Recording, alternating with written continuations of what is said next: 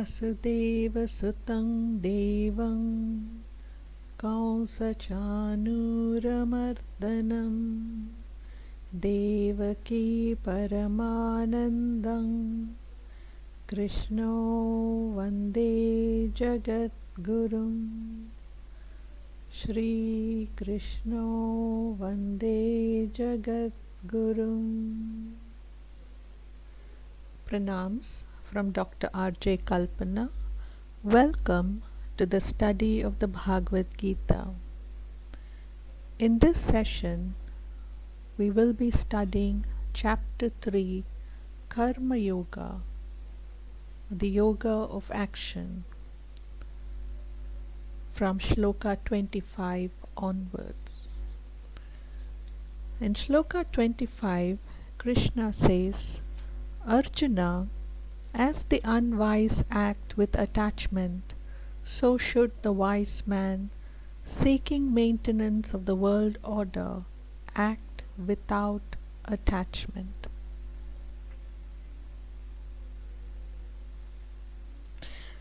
Here Krishna is addressing the fact that every act of ours creates samskaras.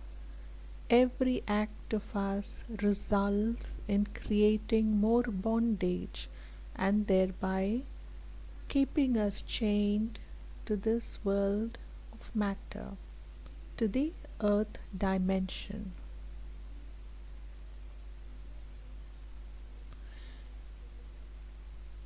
Because every time we act with attachment, we are only indulging in selfishness, in greed, in indulgence of senses. And therefore Krishna advises that wise man should act without attachment, because then his actions will be one of purity, rising above the senses, rising above greed and selfishness, and thereby will be that of the highest purity. Shloka 26. A wise man established in the self should not unsettle the mind of the ignorant attached to action, but should get them to perform all their duties, duly performing his own duties. This is a very interesting shloka, because here Krishna says that the wise man, although he is established in the self, established in the divine presence within himself, meaning the enlightened man, should go on performing his duties. Now, this is a contrary to Shloka 17, where Krishna says, He, however, who takes delight in the self alone and is gratified with the self and is contented in the self has no duty. So in Shloka 17, Krishna states that the enlightened man, the God-realized soul, has no outwardly duty to perform because he has transcended the bondage of karma and samskaras. And now Krishna has added a caveat by saying that the enlightened man should be very careful and should not unsettle the mind of the ignorant people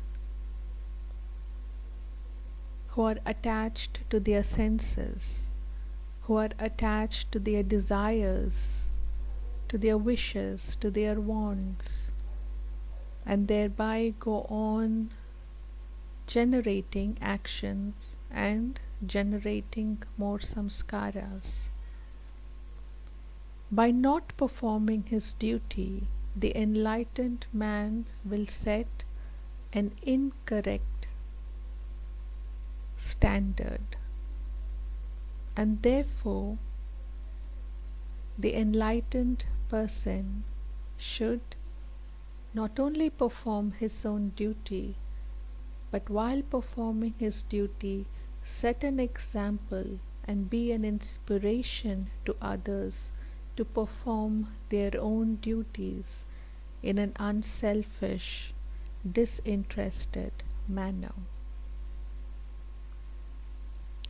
In Shloka 27, Krishna says, all actions are being performed by the modes of Prakriti, primordial matter.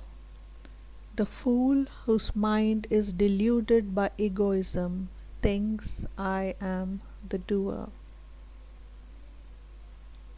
And so here Krishna is talking about one, the gross body which has come forth from the presence of matter, of nature, and is subject to the jnanendriyas and the karmendriyas, the organs of senses and the organs of actions.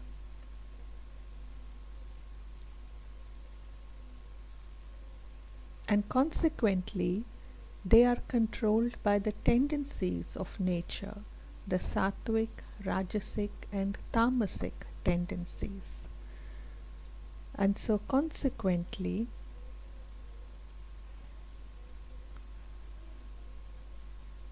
they function in an aggregate manner. For the one who does not, or for the one who has not yet realized the presence of the divine, because their mind is deluded by egoism, their mind is clouded by a lack of knowledge, is clouded by ignorance, and they hold themselves responsible, and they say that I am the doer, I do everything, feeding into their ego.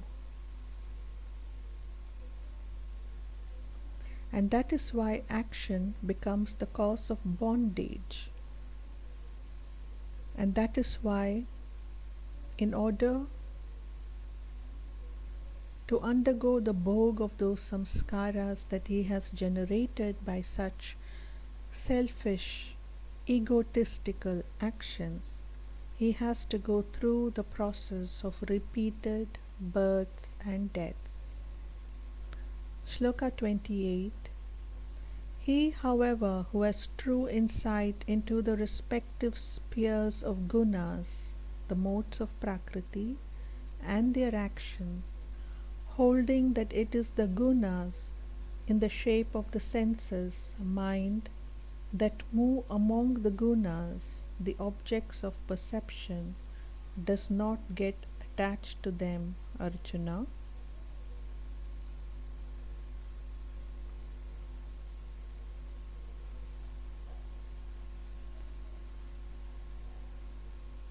So here Krishna says that the gunas and the actions that generate from such tendencies, be it sattvic or rajasic or tamasic, they all pertain to the world of matter and are by nature ephemeral, perishable, illusory. And true insight into this results in the realization that the soul stands apart from such tendencies. The soul transcends such tendencies and dwells in the realm of that which is attributeless, formless, eternal. And so having a true perspective of this is for the awakened non-doer, a person who is enlightened.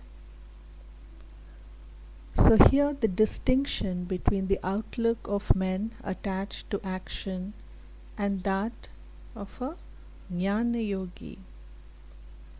Krishna urges that soul who has fully realized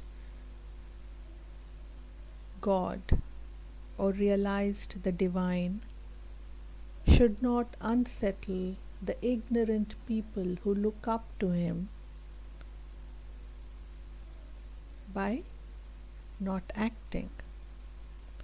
Shloka 29. Those who are completely deluded by their gunas, modes of Prakriti, remain attached to those gunas and actions. The man of perfect knowledge should not unsettle the minds of those insufficiently knowing fools. And here, so Krishna says that the majority of the people are slaves to their senses. The majority of the people are victims to their own tendencies, which are the sattvic, rajasic and tamasic gunas, which has arisen from Prakriti or nature, and thereby they remain attached to their tendencies, they remain attached to their actions. Shloka 30. Therefore, dedicating all actions to me with your mind fixed on me, the self of all, freed from hope and the feeling of myom and cured of mental fever, fight. And so here Krishna finally says, dedicate all your actions to me. Mai sarvani karmani,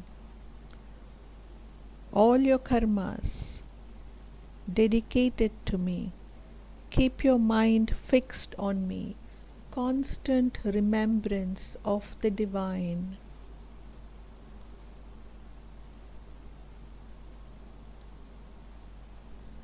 And freed from this notion that I am the doer, freed from the notion that ego, the I, is the doer, and freed from all signs of weakness and cowardice, fight. Now here, at one level, Krishna is urging Arjuna to pick up his weapons and to get ready for war. And at another level, Krishna is also addressing the majority of the people who are blessed to study the Gita to fight against their tendencies that are driving them towards destruction and away from the path of spirituality.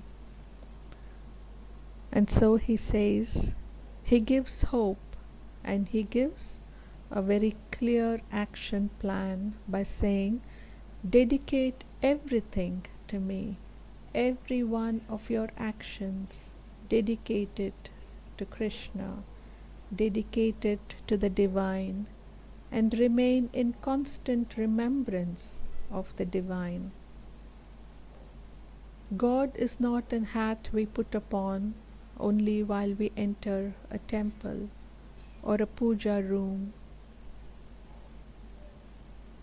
Chariji, my master, used to say that in southern part of India, across the majority of the households, in the early hours of the dawn, Venkateshwara Suprabhatam would be heard playing on the radio or on the recorders.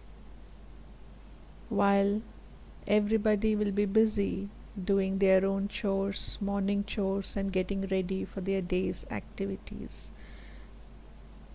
And Chariji would point out and say, that is not how it should be done.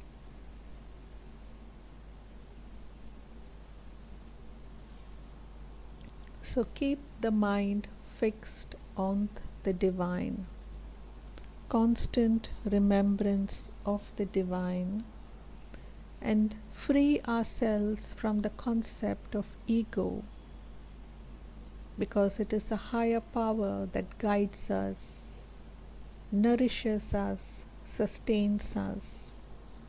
And let not our mind and intellect be clouded by ignorance. In Shloka 31, Krishna says, even those men who with an uncavailing and devout mind always follow this teaching of mine are released from the bondage of all actions. So in the earlier shloka, Krishna reveals to Arjuna the definite discipline that would lead to his highest good. And here Krishna explains the result of practicing such a discipline.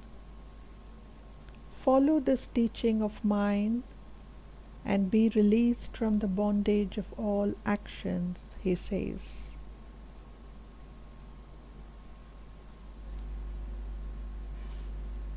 So those men with a mind which is devout, constant in devotion, without unnecessarily having ignorant arguments, if they follow this teaching of mine, if they follow the actions that I have prescribed for them, then they are released from the bondage of all actions.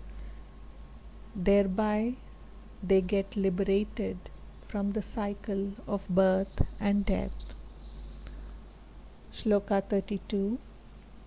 They, however, who finding fault with this teaching of mine do not follow it, take those fools to be deluded in the matter of all knowledge and lost.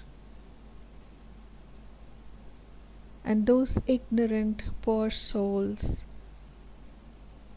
completely drowned in their miserable samskaras, if they find fault with this teaching of mine, with the teaching of Sri Krishna's, unable to understand and comprehend the importance of such a spiritual discipline, they will be lost. Those souls will be lost for the divine. They will never be able to find their way back home. Shloka 33. All living creatures follow their tendencies. Even the wise man acts according to the tendencies of his own nature. What use is any external restraint? And here Krishna acknowledges a very simple fact, that we are products of nature.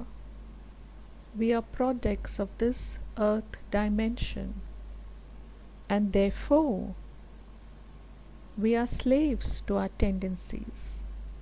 All living creatures follow their tendencies.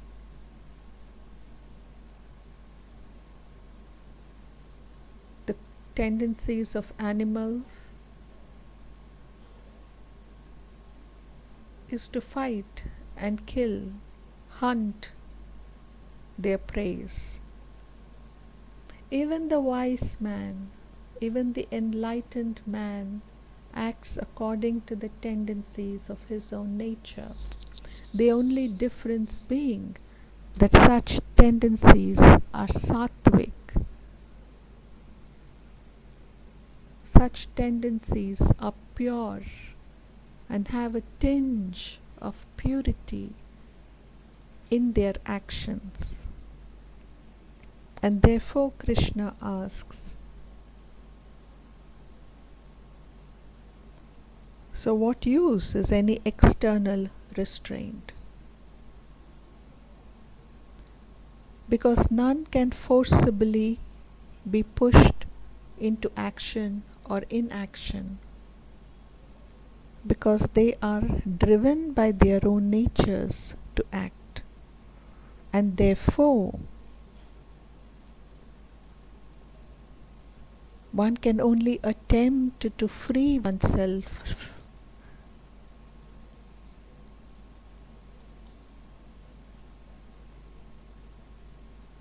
and therefore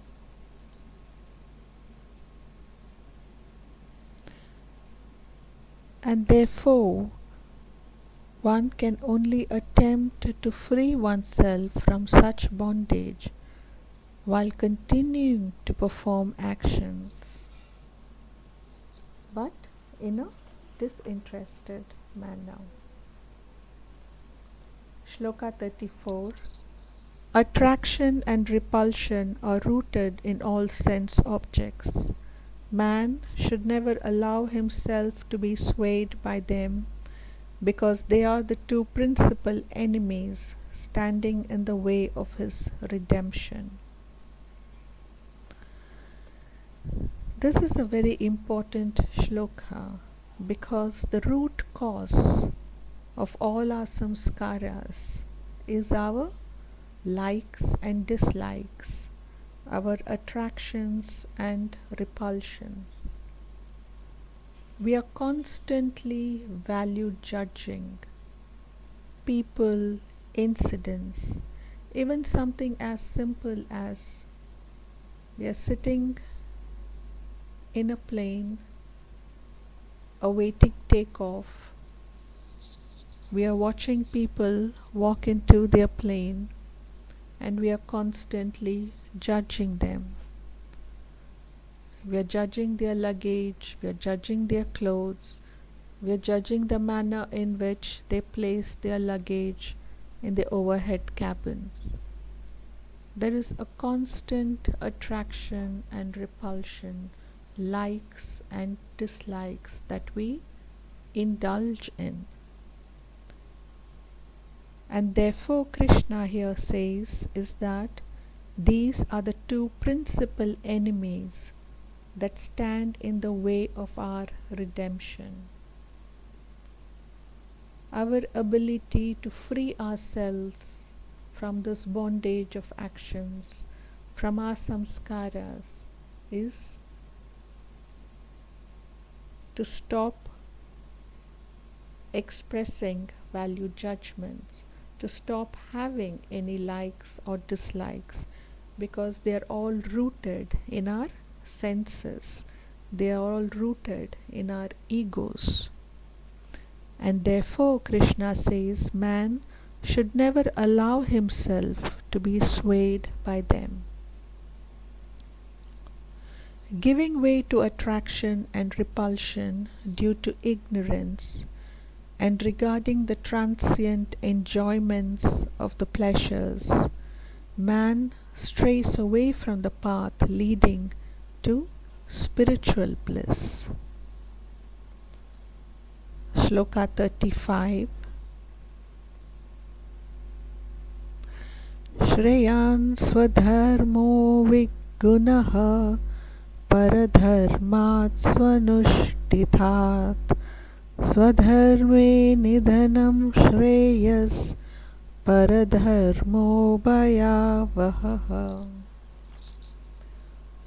One's own duty, though devoid of merit, is preferable to the duty of another well performed. Even death in the performance of one's own duty brings blessedness. Another's duty is fraught with fear. This is a very sacred shloka, because it is said that this shloka, number 35, was verbally recited by Sri Krishna in Kurukshetra for Arjuna. And here Krishna says that whatever the nature of your duty is much preferable to undertaking someone else's duty.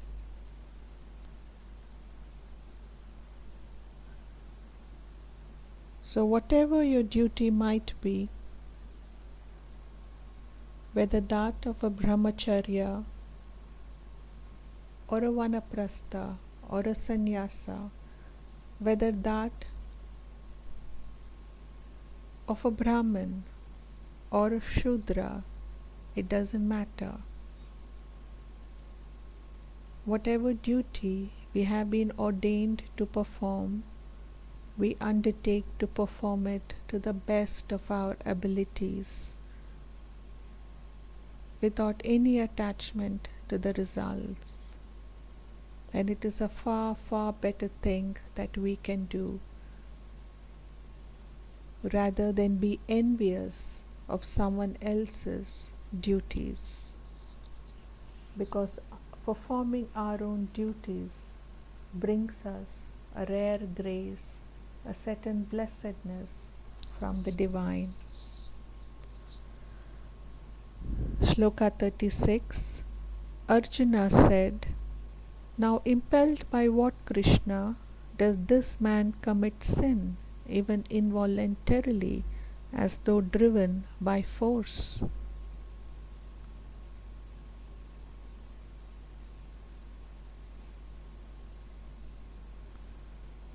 So here Arjuna seeks to understand from Krishna that what drives a person towards constantly committing the wrong acts involuntarily. Is it that he is unable to resist the temptations of his own tendencies? Or is he compelled by the force of his prarabdha karma, that little overnight bag of samskaras that we have brought into this world, is that driving us towards committing more and more actions driven towards bondage? Shloka 37. Shri Bhagwan said, "It is desire begotten of the element of rajas, which appears as vrat. Nay, it is insatiable and grossly wicked. Know this to be the enemy in this case." So here Krishna is very clear, and he says it is this quality of rajas which fosters attachment, and desire springs from this element of rajasic guna. And if desires are unfulfilled, it leads to frustration and anger, and thereby it drives us down a path of no return. And therefore Krishna says, beware of desires, because they are a grosser form of our own tendencies. Shloka 38.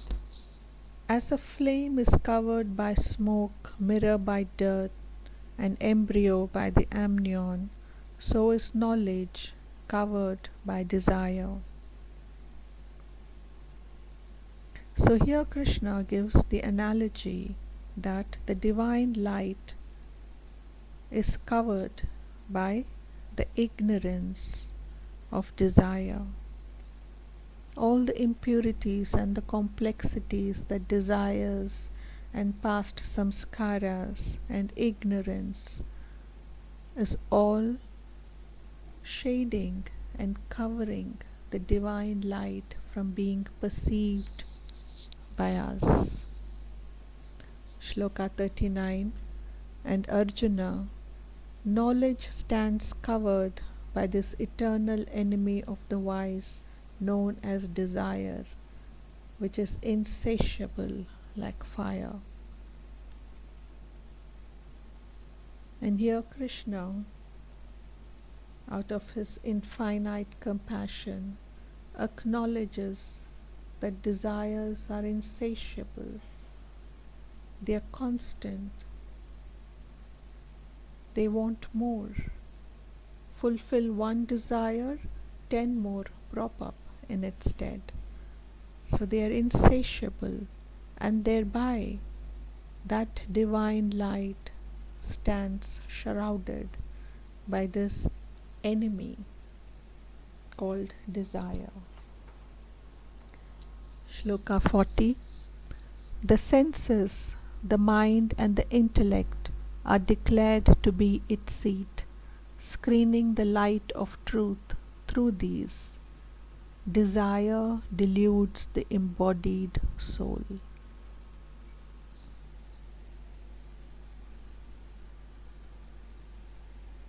And so here Krishna states that the senses, the mind and the intellect is where desires can be found.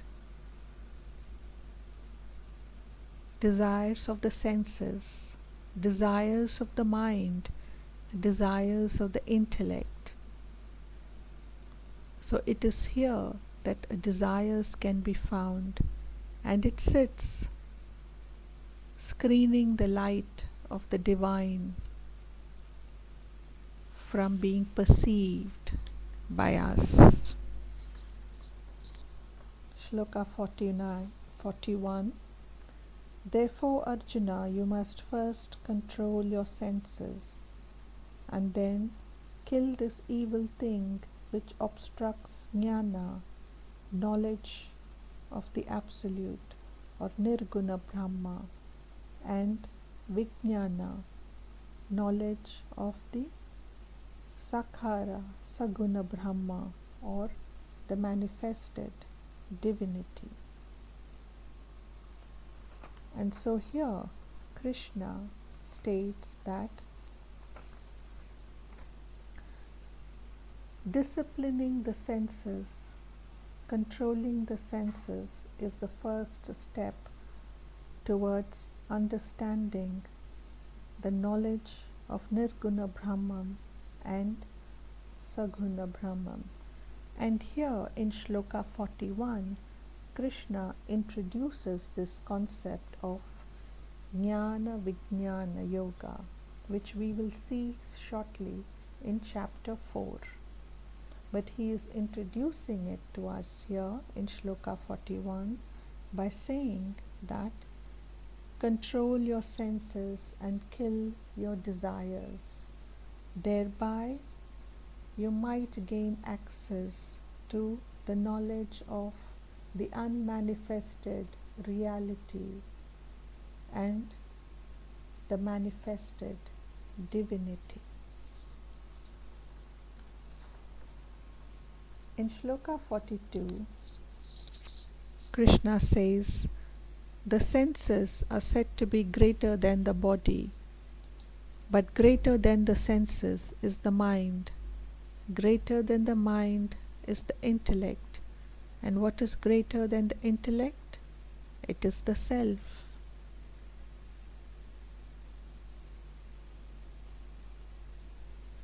Now this is a concept that Kathopanishad also reiterates at a later stage in great detail, where it speaks of the objects of the senses as superior to the senses, because the objects represent the 5 tanmatras, which are unquestionably subtler than the senses. And therefore Krishna says that the senses are greater than the gross physical body, but the mind can control the senses, and therefore the mind is superior. But what is superior to the mind? Buddhi, or the intellect. And what is a far, far greater thing than the intellect, the mind, the senses, and the body? It is that divine self that is present within. Because all the rest, the senses, the gross body, the mind, the intellect, are all subject to the rules of matter. Annamaya kosha, pranamaya kosha, manonmaya kosha, vijnanamaya kosha. They are all subject to the rules of the Prakriti.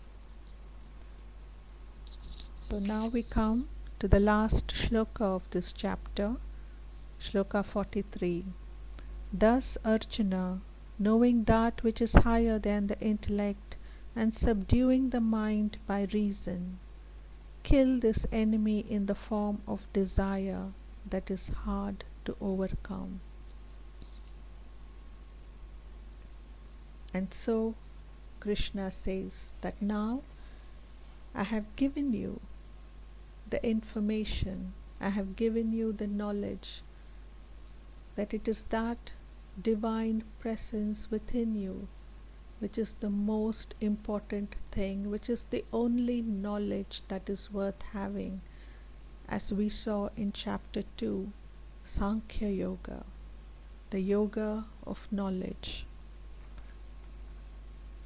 So knowing that, destroy all your desires. They might be hard to overcome, but practice. Detach yourself from your desires.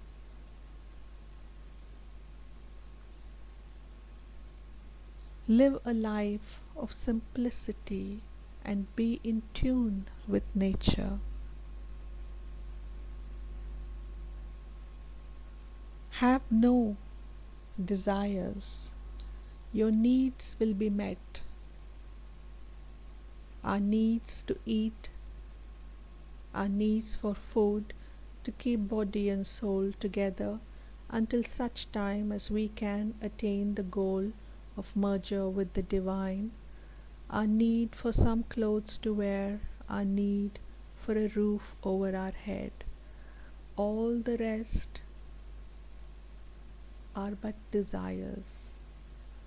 Our desires for Mercedes Benzes, our desires for 5-star hotels, our desires for greater and greater comforts in life.